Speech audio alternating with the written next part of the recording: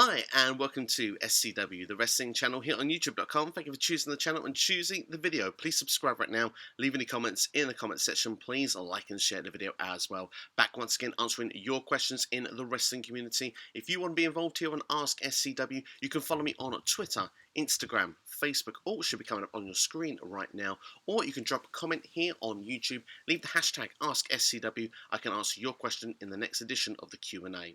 Don't forget, WWE Payback is this evening, and the predictions video is already up available on the channel for you to go and check out. But check out after this video. I've got plenty of questions from Twitter to get through. So without further ado, let's do our first one this week.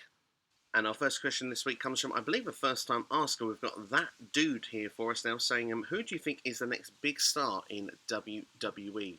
Well, that's a great question for us there. And to be honest, really, I mean, if you've been watching the channel before, then you probably know the answer that's going to be coming up. But of course, if you're a first-time viewer, then thank you for checking out the channel. I'm a big fan of Keith Lee. I think he's got what it takes, honestly. He can work different styles in the ring. He's got momentum behind him. You know, he's got everything, the tools to be a top guy. He's got a great promo. He's likable. He's got, you know, arguably the look. You know, he's not someone that's a 205 guy. You know, he's someone that could just, he looks like he belongs at the top of the card. And that's going back all the way to episode 1 on this. I think that he has got what it takes to be the face of the company for the next 5 to 10 years without any question at all.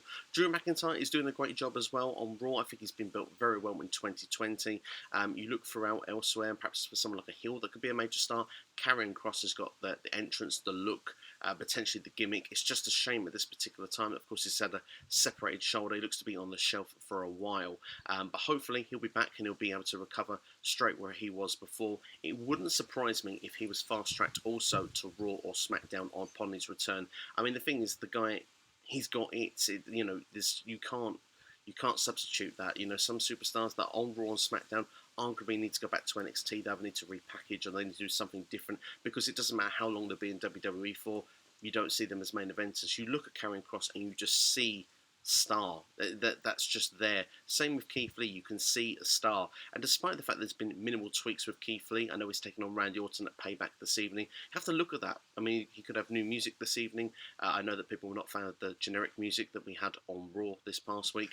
Perhaps the change of ring attire. But Keith Lee was still put over Big Star. You know, was wrestling Randy Orton. He didn't lose in a squash match in 2 or 3 minutes. Yes, it was a DQ at that time, but now he's got a pay-per-view match, potentially a 20-minute classic on the way this evening. I expect big things. This could be a big moment in Keith Lee's career tonight, and I think he's definitely got potential to be that next big star in WWE. Next question is from Dan the Man Williamson. Also a shout out to Mike, Italian Hamster Mike here, because he's asked a question referring to this as well. How successful will Heyman and Reigns be now that they are together? And how also would I book that, as well as what come from Mike, Italian Hamster Mike? So yeah, looking at the combination then, it seems to be the big talking point, certainly of this weekend. The cliffhanger from SmackDown, the shock value. We got Roman Reigns return last weekend, and people were speculating if he'd come back as a heel. Of course, he'd speared and attacked The Fiend and Braun Strowman after that match. You know, we saw those great one-liners used from Roman Reigns as well. For Braun, you're only a monster because of me. With The Fiend, it was you're a freak in a mask. And then we saw this week, Reigns seemed reluctant to sign that contract. He was, reading it through, checking every fine detail. And then we got towards the end of SmackDown, and Roman Reigns had the classic lines that he'll be there at Payback, and he's going to win the Universal Championship. And that's not a prediction, that's a spoiler. Paul Heyman's words, and the camera zooms out. Paul Heyman's sitting there, and he says, "You can believe that," using Roman Reigns' line. Perfectly done, executed so well. Really, it's got a lot of people talking and a lot of people excited. We finally look like we've got Roman Reigns as the #1 heel on SmackDown. Something people have wanted for years. Roman Reigns just feels like he's someone who could naturally play a heel so well. I've always felt a badass Roman Reigns is the best Roman Reigns, whether it's face or heel. And perhaps, maybe that's the long-term goal here with WWE, is to finally get, Roman to maybe turn face somewhere down the line again, and he can then be actually the #1 guy of the company, and fans will be fully 100% invested and behind him. Because that's really what you want here as a face of the company, like we had in the previous question. Roman Reigns has been pushed as the guy, but perhaps fans not really took to him as the guy. Maybe this is the direction of what they're going to look to do. But with it, I think that we've got some golden TV on the way here with these guys. I mean, Paul Heyman will understand what to do with Roman Reigns. I mean, he's done it with Brock Lesnar for a number of years, and we look and say, right, okay, Paul Heyman has been creatively involved a lot in WWE. I think some of Roman's best work has been in his programs with Brock Lesnar, so that goes to show you there that maybe that this could be a perfect made match here. I think that when you look at promos as well, Roman is best at the one-liners. You look when it's My Yard Now, the night after he beat the Taker, just that one line, killer line, laid it in. SummerSlam, their one-liners killed them in. You know, Paul Heyman can take the brunt and the beef of the promo work, and Roman can stand there and just deliver those one or two killer lines at the end that just makes him seem super over. He's going to be creditable. It'll be easy to boo, and probably, if anything, in arguable sense, he could be the most popular in his career from this point going forward because of the fact that people have wanted the heel turn from Roman for so long because they believed, looking at him, that it would suit his character. And I think personally, I look at it and I feel that this is going to be a really good spell now. I actually want him to win the Universal Championship. Spoiler alert. Speaking of spoilers, still go and check the predictions video out. It's up on the channel. Certainly some good detail on there. But I want Roman to win it. I think that it would be a great thing to see him and Heyman at the top of the SmackDown card. I'm interested to see what it would be like with The Fiend as top babyface, as that's been rumoured around. I personally not so much sure about that one. I prefer him to move to Raw and be the top heel on there. But that's another story for another question for another day. But looking at Roman Reigns and how I would book it, like I said with the promo side, that's how I would do it. An interesting thing as well would be to see what we do for perhaps WrestleMania season. Another question coming up later on. We'll touch on one of those other superstars that could be a potential. But one question you'd have to ask is Brock Lesnar. Now, I know we've seen Roman and Brock multiple times before. Perhaps people wouldn't necessarily want to see it again, but what happens when Brock comes back? Does he necessarily, come back in and be almost like a teammate of Roman Reigns and they're both Paul Heyman guys? Or does Paul Heyman finally turn on Brock Lesnar and Brock is the face and Roman is the heel? It's sort of the one real storyline that feels left to do with the Beast incarnate, Brock Lesnar. And there's certainly ways you can get it to that point as well. I mean, say for example, Brock comes back originally, he still is the Paul Heyman guy, but he loses his championship rematch to Drew McIntyre. Maybe he loses to Keith Lee. He starts losing a couple of matches, and Paul Heyman says, well, I've got what I can out of the Beast, and now we can move on. We've got the new big dog. Brock is the old dog and needs putting down. You've got an easy storyline to make with those two there. And then Brock can continue on as a babyface after that program. Maybe the lights against The Fiend if he's back heel or face. And you've got different ways with Lesnar. And Roman can continue on with Paul Heyman by his side. Paul Heyman then has longevity in the future as well, because we don't know how many more years Lesnar will be in the ranks of WWE. And certainly as a part-timer, Paul Heyman could be utilised a lot better full-time under the guidance and giving all the credit to Roman Reigns going forward in his heel run and this time in WWE. So lots to look forward to. I'm very excited about it. I think that it's definitely a masterstroke, potentially genius putting these two together. I can't wait to see it unfold on TV, and I can't wait to see what they're going to bring to the table next. Let's move on topics then. And Mike Italian, Habs Mike, has got two questions here. I'm going to give a shout as well to Noob and Co as well, also mentioning regarding the NXT match that we've got on Super Tuesday regarding the Fatal 4-Way. So Mike asks about how I would book the 60-man Ironman match and who should win it. Noob and Co also asks who I think should win it. And the other question we've got from Mike, with Ciampa and Cross being the top heels and no baby faces, should Johnny Gargano become a baby face again? So let's tackle Johnny Gargano first, because I've got a quick answer for that one of the two questions that have been asked. I think Gargano should stay heel for the time being. Now, I do agree that Gargano is better as a face, but I think we should use a story to work our way to get him back to becoming a babyface. Now, Johnny Gargano has turned heel along with Candice. They've kind of become, doing things their way for the greater good almost, of their way, their vision of NXT. But both seem to be on a losing streak, and I hope in a way that that continues, because it can show Johnny Gargano that perhaps this is not the way forward, and looking out for yourself and doing the things that's best for you is not relatable to what you are and your character. And maybe later down the line we can work our way in turning Johnny back to being a babyface. So I do agree with you, Johnny is doing his best work as that, but right now I do see a story developing, and I think that you can unfold that over the next 3 to 6 months and get some really good TV out of it. So I wouldn't just change him straight back to being babyface. If you're going to change someone to be babyface right now, how about Adam Cole? He's faced every heel going, or every babyface going, should I say, in NXT. He could do with facing some fresh matchups, certainly some heels. He played the babyface against Pat McAfee, and I think that he could play that role very well going forward. It'll be interesting to see what they're going to do with the UE this week. Kyle O'Reilly, of course, was reluctant to help Bobby Fish and Roderick Strong destroy Drake Maverick on NXT this week. I think that Kyle O'Reilly could be another strong candidate. I think that he's a great singles wrestler, was a major fan of his in ROH. Of course, he actually left the company, arguably losing his last match, was the ROH champion, lost at Wrestle Kingdom to Adam Cole. His actual last appearance in ROH was at the Final Battle in 2016. He actually won the championship. So I think that those two would be great candidates to turn to a top babyface role in the meantime. But yeah, I mean, you look there with Cross obviously being out for the time being. I think Ciampa, I think he should be here. I think Ciampa would do a great job doing that. As for the NXT Championship match then, which of course is for Mike and for Noob, I mean, personally, I see something on Twitter.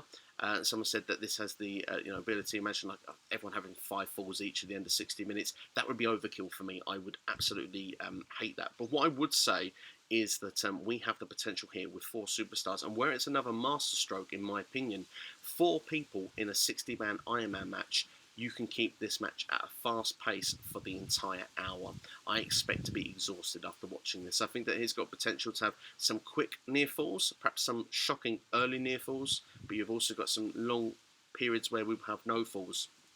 I personally can see it going one of 2 ways. I think that someone's going to be getting the fall in the last couple of minutes to get the victory. Let's say everyone gets 2 falls each and someone gets a 3rd fall at the end. I think that that would probably be making a lot of sense. Maybe 9 falls in the hour, I think, would be enough.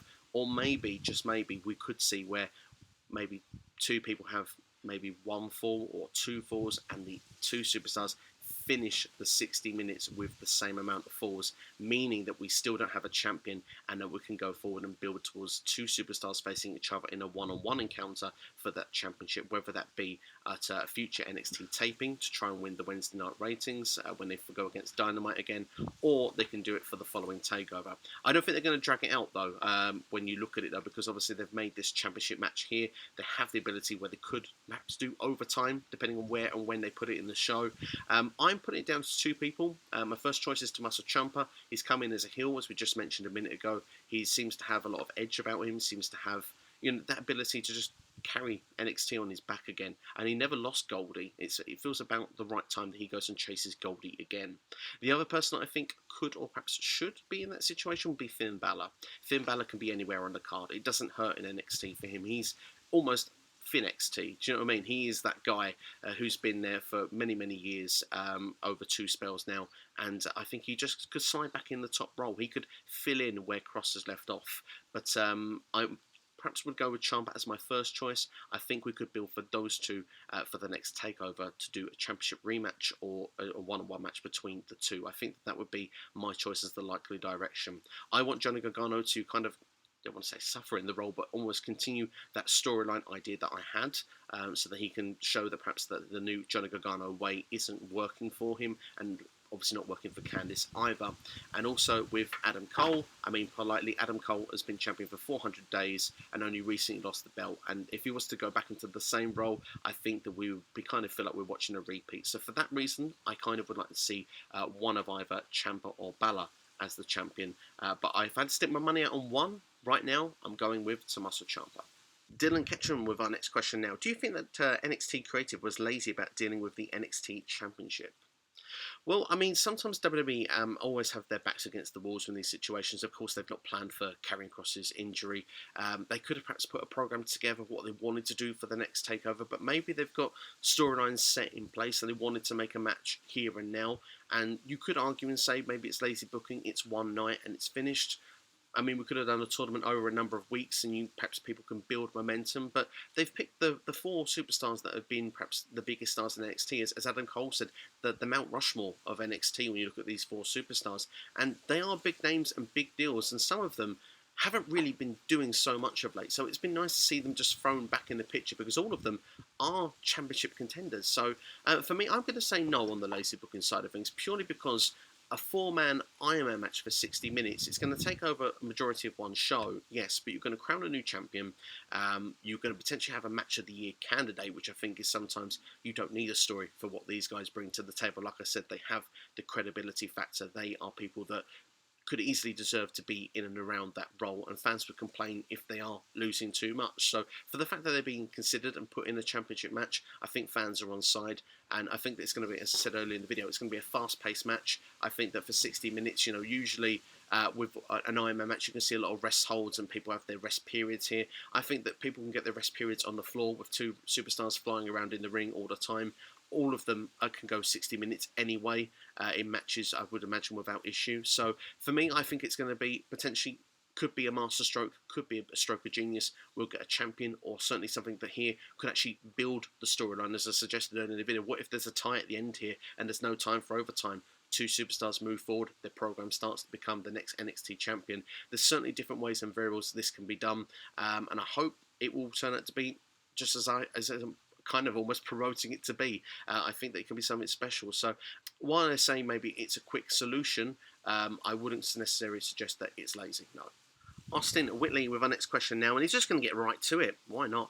Roman versus Big E, Universal title, WrestleMania 37. What do you think?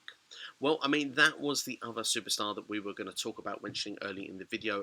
Big E, of course, would be fantastic to see in a championship match of WrestleMania 37. It feels that fans are so behind the idea of Big E's solo run. He's now got a match at Payback against Sheamus. I'm expecting him to go over in that match now. It's confirmed because why not? I mean, Big E, is someone that hasn't been at the top of the card. I think could do a great job at the top of the card. He's so popular with a lot of the people. I mean, you have to look at Big E's just an entertainer, full stop.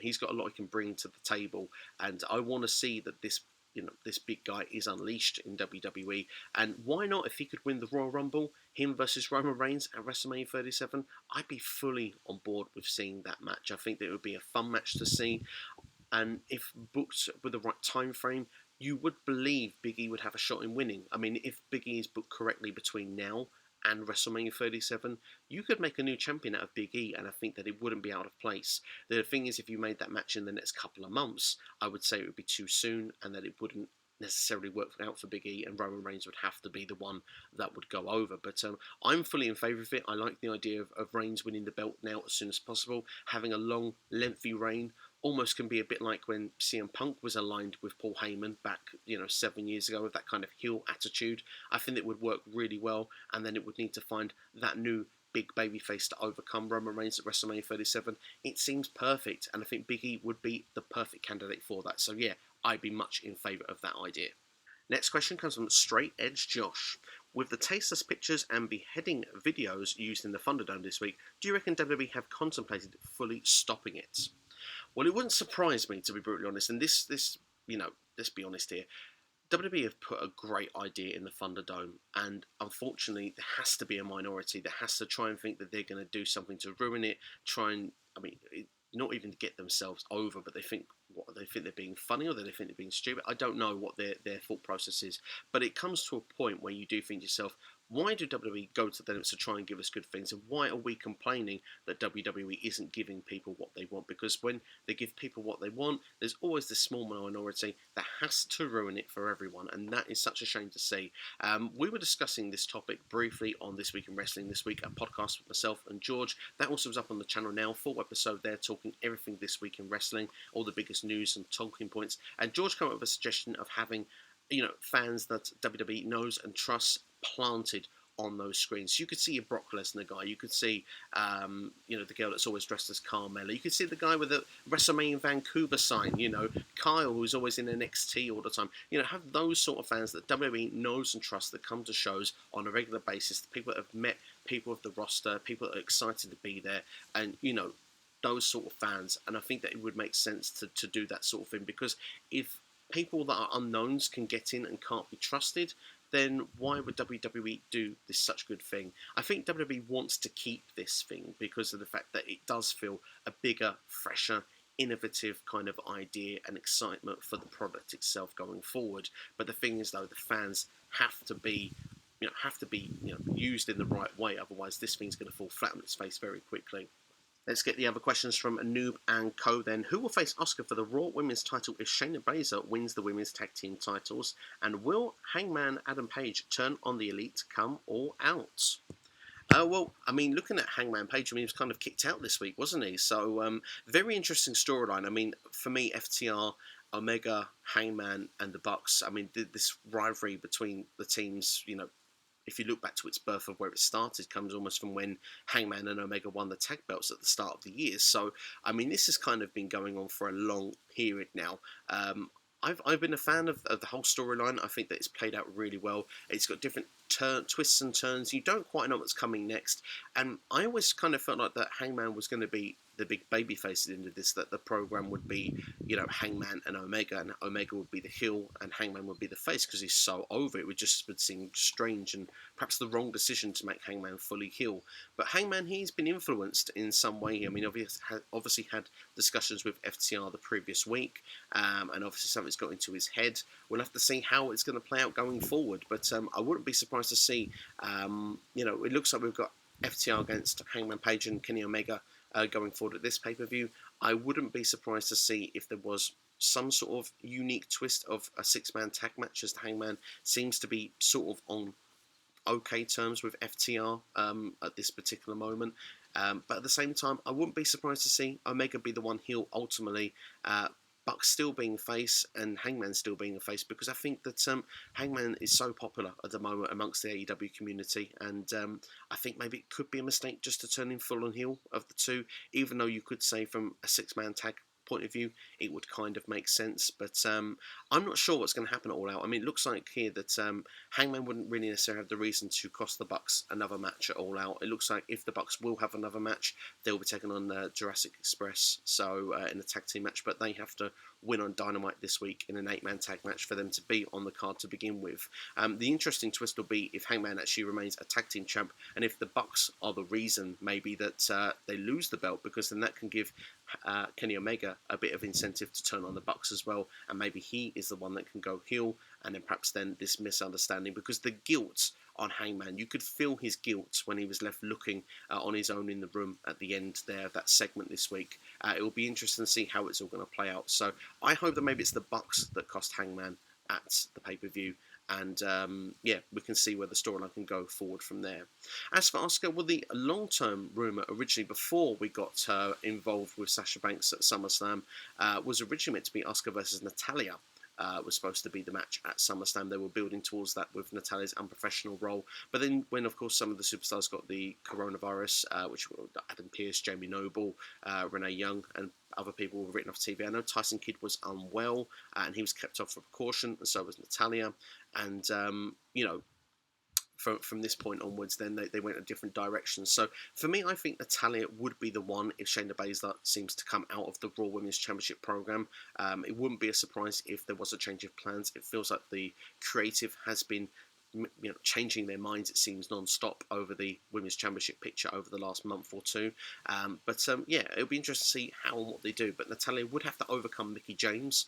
But of course, Mickie James is, getting a bit of popularity since coming back. A lot of people want to see her better utilised. So maybe, just maybe, we could have both of them in the picture. Maybe Mickie James could even be the one. But I wouldn't be surprised if they went back to Natalya, because it's always fun with the face versus heel dynamic, and it feels like she would be the next best option. If I was to have my own personal choice, I would go for Bianca Belair, just because I think that she's a star in the making, and I want to see her better utilised on Raw.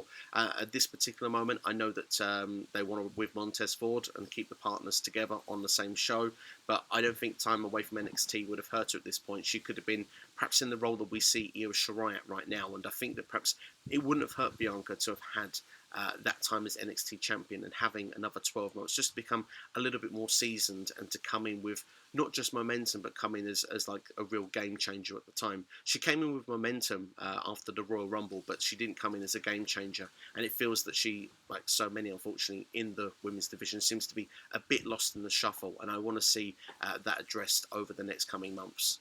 And last question this week coming from Tire World Order, needing that Impact Wrestling question for us. And I'll tell you what a great one it is as well for us this week.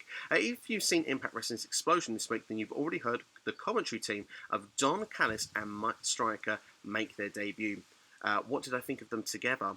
and what should Impact do over the abundance of commentary possibilities they have?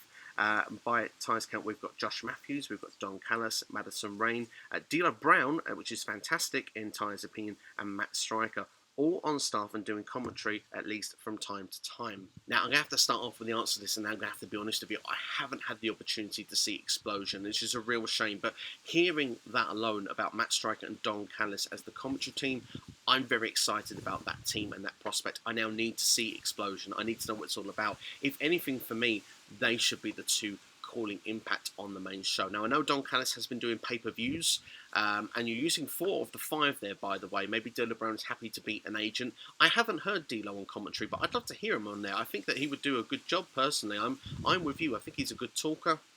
When I see him do segments on Impact Wrestling, I think that he actually would be pretty decent in the commentary seat, so I'd be quite happy to see that as well. My kind of feeling is with Striker and Callis that I would like to see them on the main show, because nothing against Josh Matthews and Madison Rayne.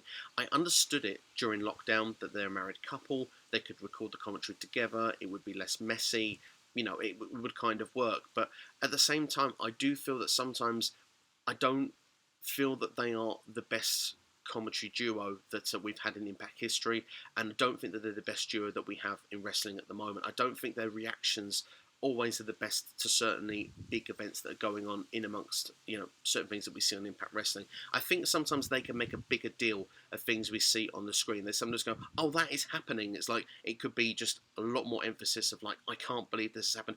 Where does this go next? How could this happen? What is the future holding for this superstar, for the company?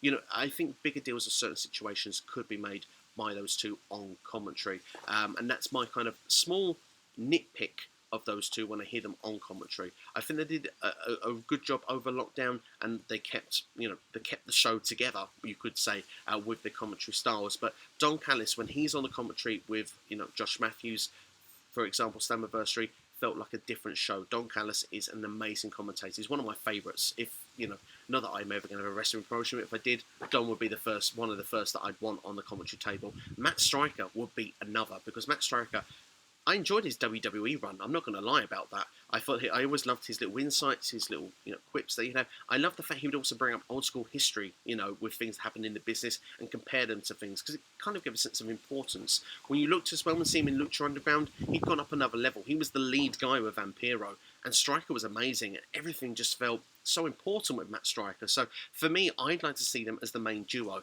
I'd have them on pay-per-views, I'd have them covering the main shows. They would be my main two. Maybe I'd put Josh and Madison on Explosion, just until perhaps maybe, you know, in my opinion, they would be on the same level as the other two. But then that's just an opinion based there. I mean, of course, Josh Matthews has been doing commentary for years, and he's a nice guy from what we've seen with his you know, time in the business, whether it was on Tough Enough, whether it was in WWE, Impact Wrestling. He's done some great stuff, and he is an okay commentator. There's nothing wrong with that. I still think Madison Rayne's best work is in the ring, and of course she's still new to commentary, so maybe I am being a bit harsh on them as a duo, but Striker and Callis for me are the main two that should be put in that table. But that's all from me anyway here on AskSCW. Hope you enjoyed this as always, and do make sure to check out the WWE Payback predictions before the pay-per-view this evening. Thank you for watching as always. Please like, share and subscribe. Please share with a friend as well. Let them know about SCW. Trying to grow the channel as best as we can. We're currently at 525 on subscribers, so thank you very much for everyone that has subscribed and supported the channel. And yeah, all I ask is, you know, please, if you can, to let a friend know. If you've got a friend that likes wrestling, I'd really, really appreciate it. It does mean a lot for you guys to do so. But also, Wrestle Customs 24/7, they of course are around on social media as well. Go and follow them now, and their website as well, which is coming up on the screen. Go and check them out. Custom made championships, WWE, all the up-to-date belts, including the brand new US title and Intercontinental. You've got the Fiend Championship as well, and as well as that, AEW belts are available now as well. UK residents only, but yeah, go and check them out. Honestly, you wouldn't regret it. Honestly, some fantastic looking custom made belts there for your action figures. Go and check them out. But that's all from me anyway. Thank you for watching. I'll see you next time here on SCW, here on YouTube.com. Take care.